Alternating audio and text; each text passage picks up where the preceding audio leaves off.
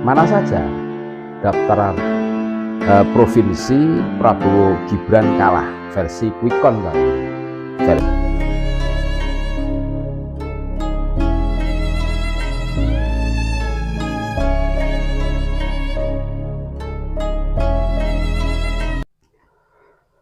Assalamualaikum warahmatullahi wabarakatuh. Saudara-saudaraku sebangsa setanah air yang kami cintai, yang kami banggakan, dimanapun Anda berada, berjumpa kembali dengan kami channel Bejo Donya Akhirat.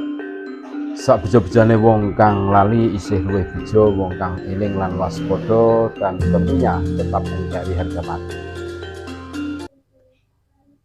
Hasil quick count atau hitung cepat sudah real count, sudah sampai 100% kotak suara, dan masih tetap Pak Prabowo dengan pasangan Gibran masih memimpin hingga 50% lebih. Tetapi ini ada provinsi yang mana Pak Prabowo Gibran ini kalah. Mana saja daftar provinsi Prabowo Gibran kalah versi quick count, versi quick count, karena KPU belum merilis kan gitu. Ini kami membacanya dari CNN Jakarta, CNN Indonesia. Prabowo Subianto dan Gibran Raka Buming Raka tercatat unggul jauh dari dua pasangan calon lainnya di Pilpres 2024. Berdasarkan hasil hitung cepat atau quick count sejumlah lembaga, rata-rata raupan suara Prabowo Gibran bahkan menembus lebih dari 57%.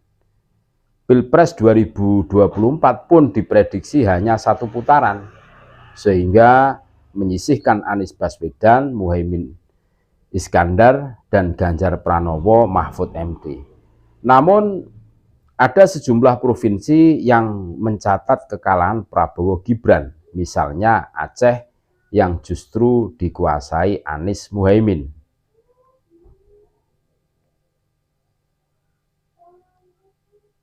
Politika Research Consulting PRC, data 16 Februari pukul 8.57 WIB dengan data masuk 99,42%. Yang pertama, kekalahan Prabowo Gibran versi Politika Research Consulting PRC, ini yang pertama adalah di Aceh. Prabowo Gibran hanya meraih 18,70% suara, dikalahkan Anies Muhaimin yang memperoleh 79,86%. Sementara itu Ganjar Mahfud hanya 1,44%. Terus yang kedua, Sumatera Barat. Prabowo Gibran meraih suara 39,97% suara, dikalahkan Anies Muhaimin yang memperoleh 56,85%. Sementara itu Ganjar Mahfud hanya 3,14%. Itu yang kedua, Sumatera Barat. Terus yang ketiga, Papua Barat. Prabowo Gibran meraih 44,93% suara. Mereka kalah dari Ganjar Mahfud yang memperoleh 49,48 suara. Sementara Anies Muhaimin hanya meraih 5,59 suara. Itu versi PRC atau Politika Research Consulting 3. Nah, Carta Politika, data 16 Februari pukul 13.28 WIB dengan data masuk 98,40%.